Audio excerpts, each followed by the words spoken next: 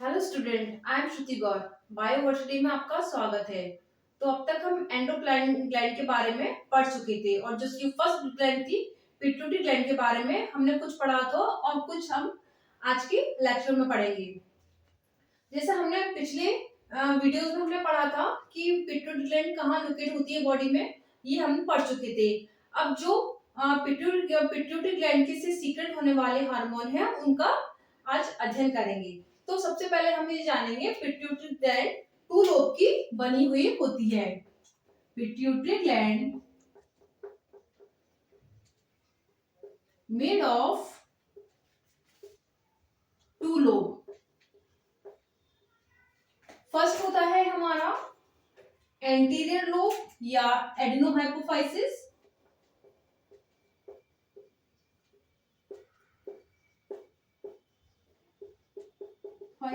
या इसको लिख सकते हैं हम एंटीरियर लोब। और जो हमारा सेकंड होता है वो होता है हमारा न्यूरोहाइपोफाइसिस।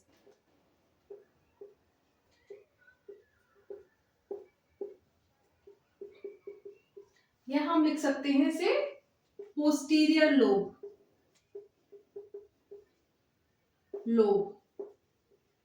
अब हम देखेंगे एंटीरियर लोब से कौन कौन से हार्मोन का सीक्रेशन हो रहा है और पोस्टीरियर लोब से कौन कौन से हार्मोन का सीक्रेशन हो रहा है।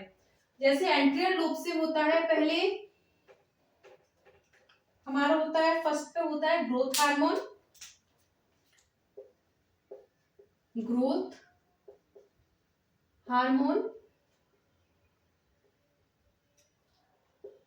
सेकेंड होता है एफएसएच, इन्हें हम बाद में डिटेल में देखेंगे, या फॉलिकल स्टिमुलेटिंग हार्मोन।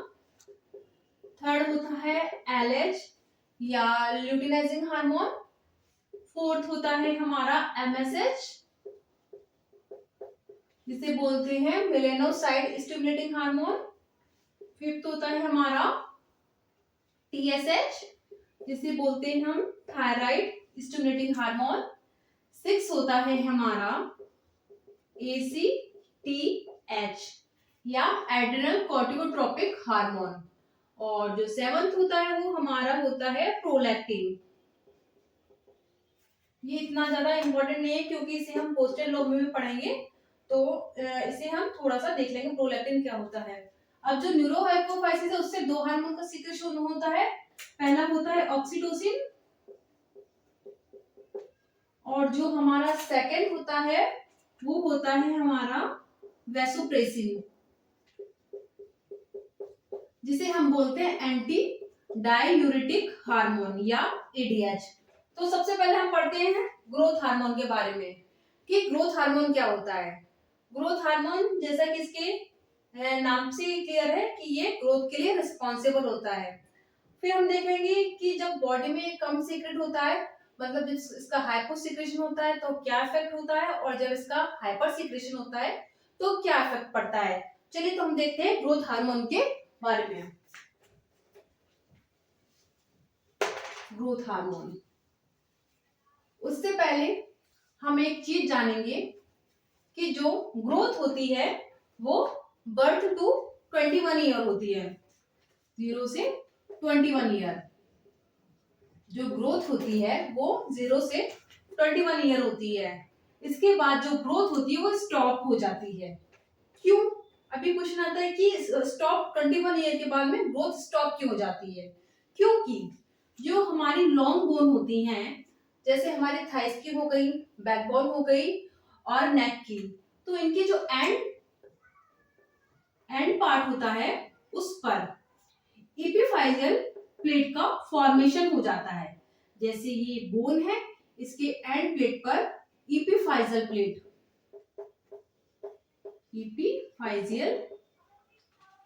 प्लेट का फॉर्मेशन होगा जो कि ग्रोथ को स्टॉप कर देगा, मतलब इसके आगे ये बोन नहीं बढ़ पाएगी।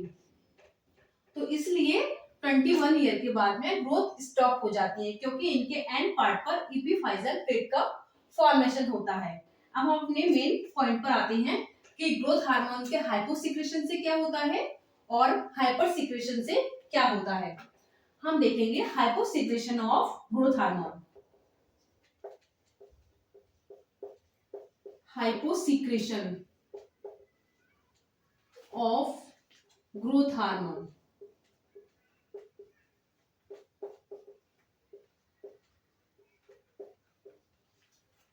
तो हम इसे दो कंडीशन में देखेंगे।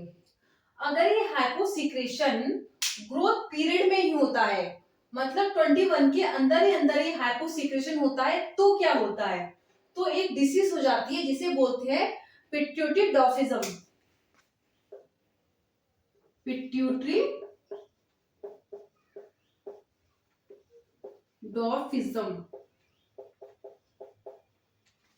अगर ये 20 ग्रोथ पीरियड के अंदर ही होगा, इसमें लिख देते हैं हम अंडर ग्रोथ पीरियड, तो ये डिसीज हो जाएगी जिसे बोलते हैं पिट्यूटरी डॉर्फिज्म, मतलब बौनापन आ जाएगा अगर ग्रोथ पीरियड में ही ग्रोथ हार्मोन का सीक्रेशन कम होता है। और अगर ग्रोथ पीरियड के बाद में हाइपोसिक्रेशन होता है तो क्या होता है? हाइपोसिक्रेशन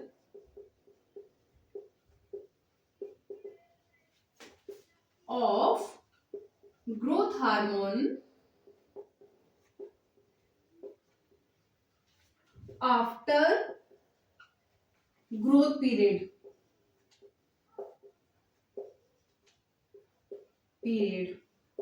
अगर ग्रोथ पीरियड के बाद में हाइपोसिक्रेशन होगा तो एक और डिसीज हो जाएगी जिसे बोलते हैं पिट्यूटरी मिक्सोडर्मा।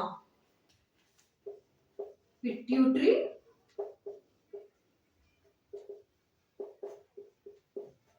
मिक्सोडर्मा, जिसमें फिजिकल और मेंटल ग्रोथ रुक जाती है अगर हाइपोसिक्रेशन होगा ग्रोथ पीरियड के बाद में, तो पिट्यूटरी मिक्सोडर्मा नाम की डिसीज हो जाती है जिसमें फिजिकल और मेंटल ग्रोथ रुक जाती है। ये तो हो गई हाइपोसिक्रेशन की बात। अब हम देखेंगे हाइपर सिक्रेशन। अगर ये बॉडी में ज्यादा सीक्रेट होता है तो क्या इसमें इफेक्ट पड़ते हैं? Hyper secretion of growth hormone.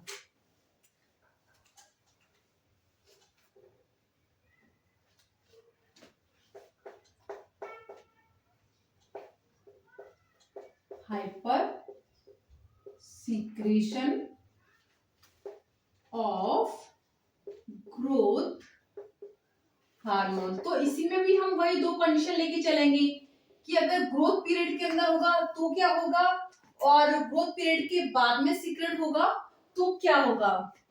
Under growth period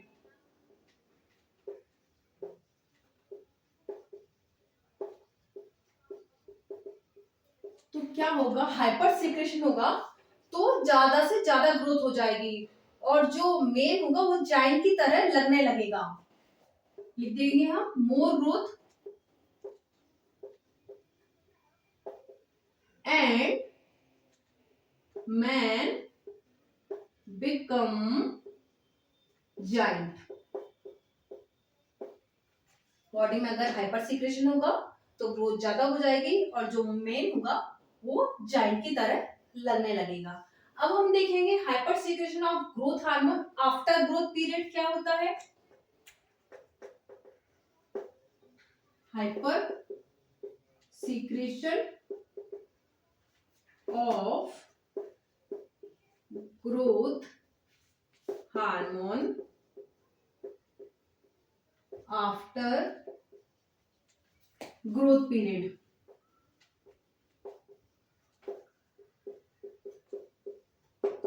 तो अगर ग्रोथ पीरियड के बाद में अगर हाइपर सिक्रेशन होगा तो जो हाथों की और जो पैरों की उंगलियां हैं उन पर ग्रोथ दिखाई देने लगेगी और जॉ बड़ा हो जाएगा। तो लिखते हैं कि हम मोर ग्रोथ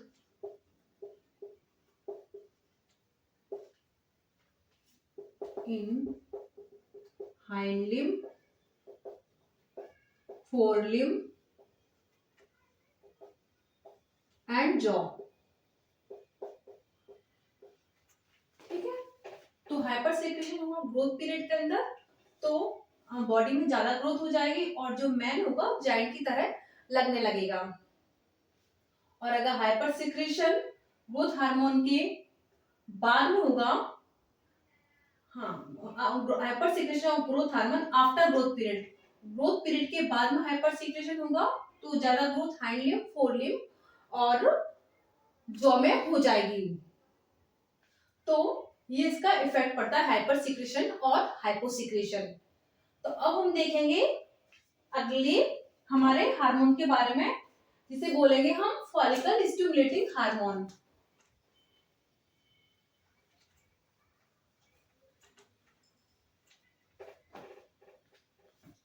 सेकेंड हमारा था फॉलिकल, पूरा हम नाम लिख देते हैं, फॉलिकल स्टिमुलेटिंग हार्मोन।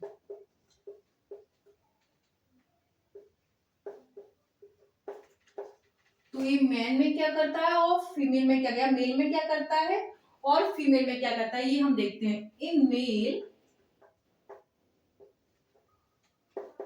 में क्या करेगा, ये स्पर्म का फॉर्मेशन करेगा या स्पर्मेटोजेनेसिस की प्रोसेस को कराएगा। इन मेल स्पर्मेटोजेनेसिस लिख देते हैं हम।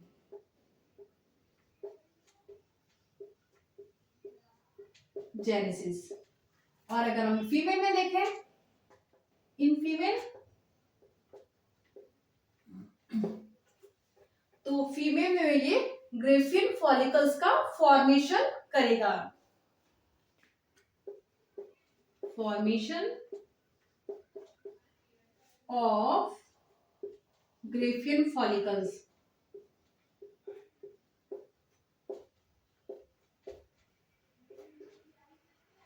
तो ये हो गई हमारे पास फॉलिकल स्टिमुलेटिंग हार्मोन के बारे में। यहां हम लिख देते हैं इसे FSH, से किसी को कंफ्यूजन ना हो कि स्टार्टिंग में FSH लिखा था, अब ये क्या है, तो FSH या फॉलिकल स्टिमुलेटिंग हार्मोन।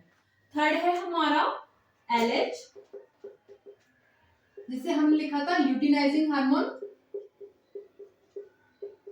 हो सकता है स्पेलिंग मिस्टेक हो, बट समझ में आना चाहिए।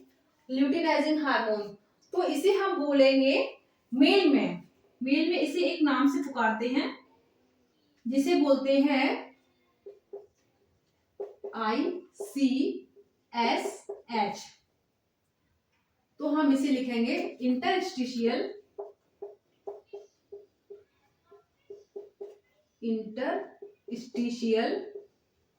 सेल, सी से सेल स्टिमुलेटिंग हार्मोन। तो मेल में क्या बोलते हैं, LH को, इसे बोलते हैं मेल में ICSH या इंटरस्टिशियल सेल स्टिमुलेटिंग हार्मोन। ये मेल में क्या करता है, ये मेल में एक हार्मोन होता है टेस्टोस्टेरोन, इसे ये सीक्रेट करने का काम करता है। Secretion of testosterone hormone, testosterone hormone. और फीमेल में क्या करेगा,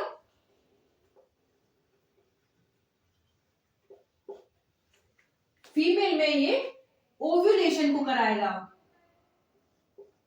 या oogenesis, ओव्यूलेशन को कराएगा फीमेल में। तो हमने देखा फॉलिकल स्टिमुलेटिंग हार्मोन मेल में से स्पर्मेटोजेनेसिस कराता है प्रोसेस को, और फीमेल में कराता है ग्रेफिन फॉलिकल्स का फॉर्मेशन। LH क्या कराता है, मेल में से बोलते हैं ICSH, जिसे बोलते हैं इंटरस्टिशियल सेल स्टिमुलेटिंग हार्मोन। ये क्या करता है, टेस्टोस्टेरोन का सीक्रेट करता है, और फीमेल में ये ओव्यूलेशन को कराता है। इन दोनों हार्मोन को, FSH को और LH को, गोनेडोट्रोपिक हार्मोन भी कहते हैं। अगर इनको एक साथ देखें तो इन्हें बोलते हैं हम, क्लीन कर देती हूं मैं इसे, क्योंकि ये दोनों ही जो हार्मोन हैं FSH और LH गोनेड का फॉर्मेशन करते हैं, तो इन्हें बोलेंगे गोनेडोट्रोपिक हार्मोन। FSH और LH दोनों को बोलेंगे हम गोनेडोट्रोपिक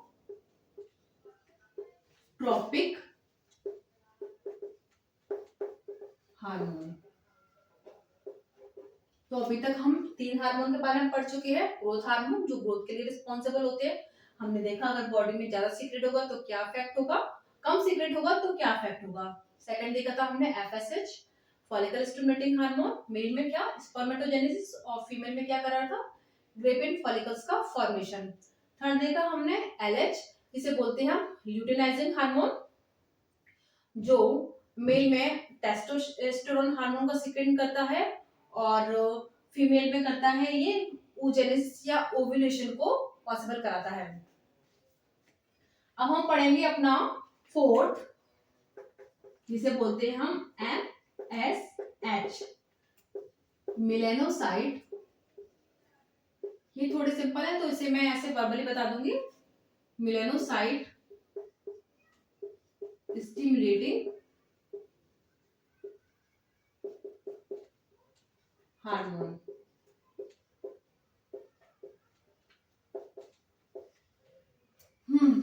मेलेनोसाइट स्टिमुलेटिंग हार्मोन जो कि स्किन कलर के लिए रिस्पॉन्सिबल होता है। चलिए मैं लिख देती हूँ रिस्पॉन्सिबल ऑफ स्किन कलर। अगर ये ज्यादा सीक्रेशन होता है तो स्किन कलर डार्क होता है और अगर इसका हाइपो सीक्रेशन होता है तो स्किन कलर डार्क हो जाती है। हाइपर सीक्रेशन ऑफ MSH तो हम लिखेंगे स्किन बिकम डार्क, और अगर हाइपर सही है हाइपो सीक्रेशन होगा मतलब कम होगा ऑफ MSH तो स्किन कैसे हो जाएगी लाइट, बिकम लाइट। तो हम MSH के बारे में पढ़ चुके हैं। अब जो हमारा फिफ्थ है वो है हमारा TSH।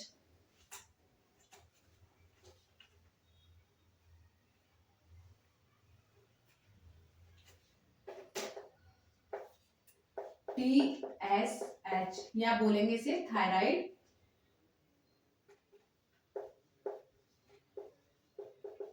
Stimulating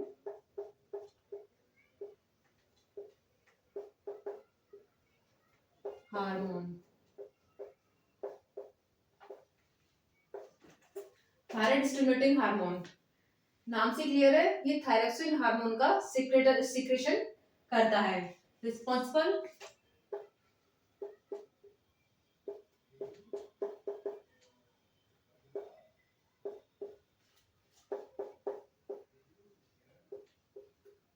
thyroxine hormone responsible for thyroxine hormone. Thyroid hormone क्या करता है थायरोक्सिन के सीक्रेशन के लिए रिस्पॉन्सिबल होता है। अब 6 देखते हैं हम ECTH जिसे हमने बोला था एड्रिनल कॉर्टिकोट्रोपिक हार्मोन या एडिनो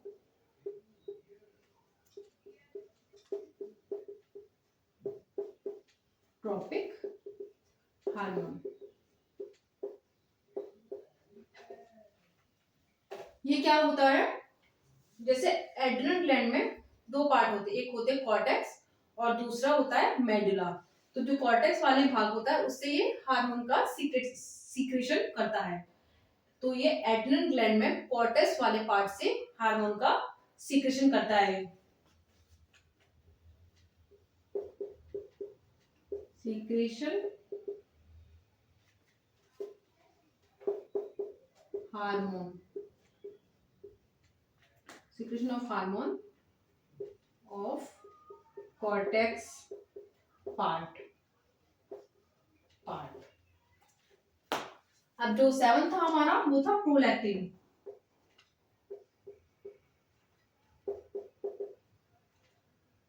प्रोलैक्टिन ये गेस्टेशन के टाइम पे ये मेमोरी ग्लैंड का फॉर्मेशन करता है या डेवलपमेंट करता है, डेवलपमेंट ऑफ मेमोरी ग्लैंड।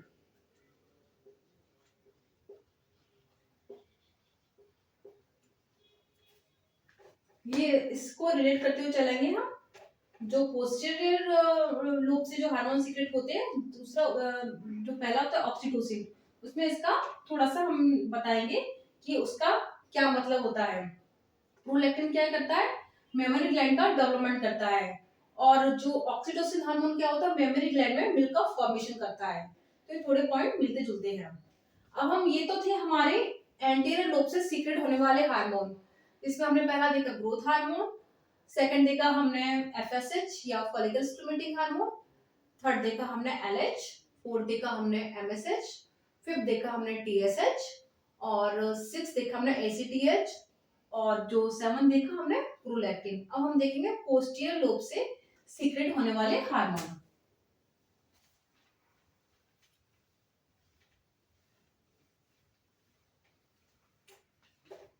तो पोस्टीरियर लोब से दो हार्मोन का सीक्रेशन होता है। पहला होता है हार्मोन ऑफ, लिख देते हैं हम, पोस्टीरियर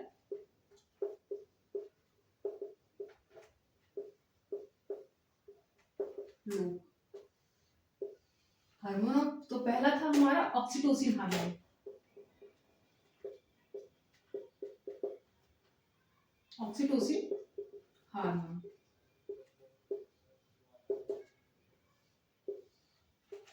ये क्या करता है, गैस्ट्रेशन पीरियड के बाद में जो यूटेराइन मसल्स होती है उसे ये कॉन्ट्रैक्ट करने का काम करता है, कॉन्ट्रैक्शन करता है यूटेराइन मसल्स में, जिससे ये चाइल्ड बर्थ इजीली हो जाता है। कॉन्ट्रैक्शन ऑफ यूटेराइन मसल,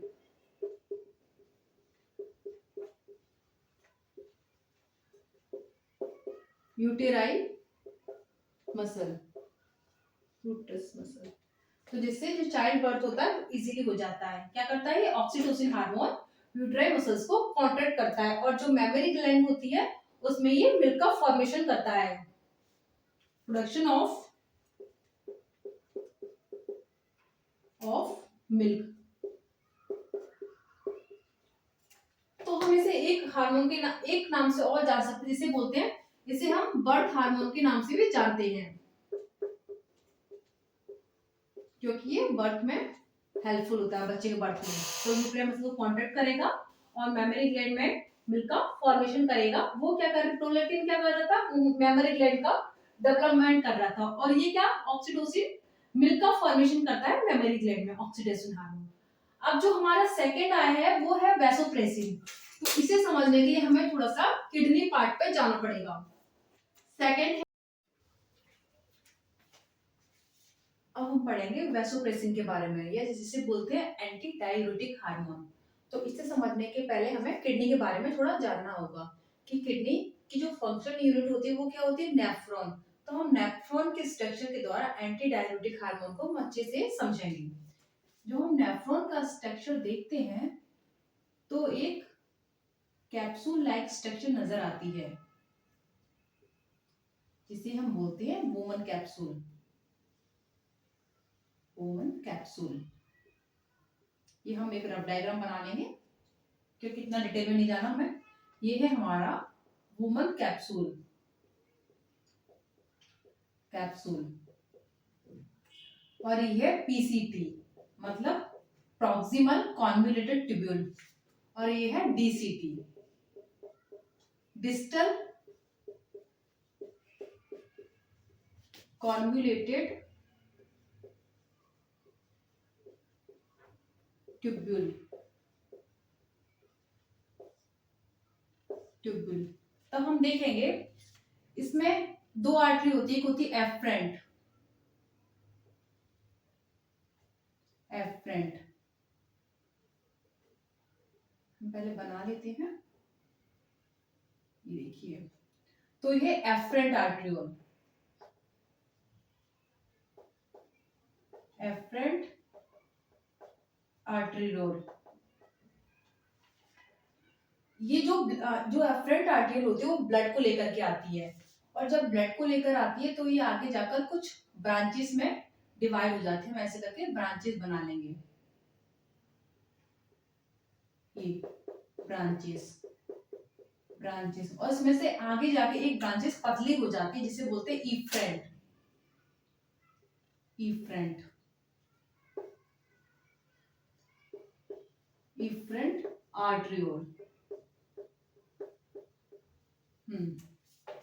तो अब क्या होता है, ये जो एफरेंट आर्टरियोल होती है ब्रांचेस में डिवाइड होती है, आगे जाके पतली होती है इफ्रेंट आर्टरियोल। जब ये पतली हो जाती है तो इसमें प्रेशर पड़ता है, ये बोमन कैप्सूल वाले भाग में जो ब्रांचेस है इसमें प्रेशर पड़ता है, तो इसमें कुछ पोर्स होते हैं, ये जो पोर्स हैं तो ये खुल जाते हैं। जब ब्लड आता है एफरेंट आर्टरियोल के द्वारा तो ये ब्रांचेस में डिवाइड हो जाती है एफरेंट आर्टरियोल और आगे जाके पतली हो जाती है। जब ये पतली होती है इफ्रेंट आर्टरियोल में बदलती है तो इसमें इसमें जो ब्रांचेस है इसमें पोर्स होते हैं वो खुल जाते हैं। तो जैसे ही ब्लड एफरेंट आर्टरियोल के द्वारा इन ब्रांचेस में आता है, वुमन कैप्सूल वाले भाग में आता है, तो इसके पोर्स खुल जाते हैं और ब्लड फिल्ट्रेट होकर के पीसीटी वाले भाग में आता है। जब ये इस भाग में आता है पीसीटी मतलब प्रॉक्सिमल कॉन्वोल्यूटेड ट्यूब्यूल, तो इसमें ब्लड में यूरिया, यूरिक एसिड, वाटर काफी इंपॉर्टेंट मटेरियल होते हैं। तो जब ये ब्लड डिस्टल कॉन्वोल्यूटेड ट्यूब्यूल्स में जाएगा तो यही इंपॉर्टेंट रोल है इसका।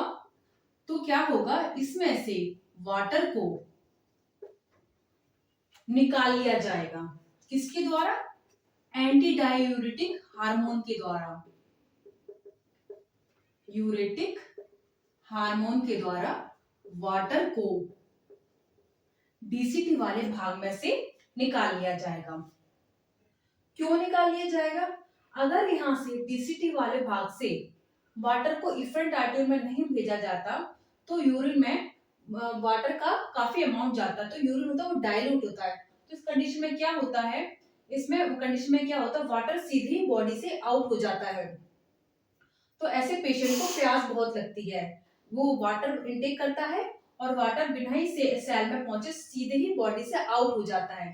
तो ये जो डीसीटी वाले भाग में जब ब्लड आता है तो एंटी डायूरेटिक हार्मोन के द्वारा इफ्रेंट में भेज दिया जाता है, इफ्रेंट में। तो इसमें महत्वपूर्ण रोल इसका यही है एंटी डायूरेटिक हार्मोन का, कि जो यूरिन है एंटी डायूरेटिक हार्मोन की वजह से डाइल्यूट नहीं हो पाता, मतलब उसमें वाटर नहीं पहुंच पाता, जो वाटर होता है इफरेंट आर्टरियोल में चला जाता है और बाकी जो बचा हुआ भाग है वो इसमें कलेक्टिंग डक्ट में आ जाता है, कलेक्टिंग डक्ट में आ जाता है और फिर बॉडी से बाहर निकाल लिया जाता है। तो ये हमने देखा एंटी डायूरेटिक हार्मोन का इसमें क्या रोल प्ले करता है। हम दोबारा समझेंगे, जब ये एफरेंट आर्टरियोल द्वारा ब्लड आता है तो ये एफरेंट आर्टरियोल द्वारा ब्लड जब आता है तो जब ये आगे जाके इफरेंट आर्टरियोल की पतली ब्रांचेस में डिवाइड हो जाता है, एफरेंट आर्टरी आगे जाके इफरेंट आर्टरी में बदल जाती है। तो या फिर हम ऐसे कहेंगे एफरेंट जो आर्टरियल होती है, एफरेंट आर्टरियल जो होता है इसमें आगे जाकर के ये ब्रांचेस में डिवाइड हो जाती है। इसमें से एक ब्रांचेस आगे जाके पतली होती है जो इफरेंट आर्टरियोल में बदल जाती है, इफरेंट आर्टरियोल कहलाती है। तो इसमें वुमन कैप्सूल वाले भाग में काफी सारे ब्रांचेस होते हैं। जब ये इफरेंट आर्टरी पतली होती है तो इसके जो पोर्स होते हैं वो खुल जाते हैं। जैसे ही ब्लड इफरेंट आर्टरियोल के द्वारा इस वुमन कैप्सूल वाले भाग में आता है तो ब्लड फिल्टर होके पीसीटी वाले भाग में आता है। जब ये ब्लड फिल्टर होता है तो इसमें यूरिया, यूरिक एसिड, वाटर काफी जो इम्पोर्टेंट मटेरियल होता है वो होता है। तो जब ये डीसीटी वाले भाग में जाता है, डिस्टल कॉन्वोल्यूटेड ट्यूब्यूल्स में जाता है, तो इसमें एक जो हार्मोन होता है एंटी डायूरेटिक हार्मोन, इसमें से जो ब्लड आता है ना पीसीटी वाले भाग से डीसीटी वाले भाग में, इसमें वाटर को खींच करके इफरेंट आर्टरियोल में भेज देता है। कौन? Anti diuretic hormone. अगर ये हार्मोन नहीं होता है तो जो यूरिन होता है वो डाइल्यूट हो जाता है, मतलब यूरिन में वाटर का अमाउंट काफी आने लगता है। तो ऐसे पेशेंट होते हैं उन्हें काफी प्यास लगती है। अगर ये कम हो जाता है एंटी डायूरेटिक हार्मोन तो क्या होता है, तब भी वही यूरिन डाइल्यूट हो जाता है और रोगी को प्यास ज्यादा लगेगी, वो वाटर इंटेक करेगा और जैसे इंटेक करेगा वो बॉडी उसे तुरंत ही यूरिन पास करने के लिए जाना पड़ेगा। तो क्योंकि वो जो वाटर होगा बॉडी में एब्सॉर्ब नहीं हो पा रहा है, क्यों? क्योंकि एंटी डाययूरेटिक हार्मोन की कमी है। अगर ये हार्मोन होगा तो वाटर खींच करके इसमें से इफरेंट आर्टियोल में दे दिया जाएगा और फिर जो बचा हुआ होता है वो कलेक्टिंग डक्ट में आता है और बॉडी से बाहर निकल दिया जाता है। आई होप आपको ये क्लियर होगा। तो हमने देखा ऑक्सीटोसिन हार्मोन के बारे में और वैसोप्रेसिन हार्मोन के बारे में। तो अब हम अपने नेक्स्ट वीडियो में जो अगली ग्लैंड है थायराइड ग्लैंड, उसके बारे में डिटेल स्टडी करेंगे। आई होप आपको यहाँ तक का बिल्कुल क्लियर हो। अगर कोई भी आपको परेशानी आती है, कोई भी डिफिकल्टीज आती है, तो प्लीज कमेंट बॉक्स में कमेंट करके बताइए। मैं उस टॉपिक को दोबारा आपके लिए दोबारा समझाने की कोशिश करूंगी। तो अगर आपको ये वीडियो अच्छा लगता है तो प्लीज लाइक शेयर सब्सक्राइब कीजिए। Thank you.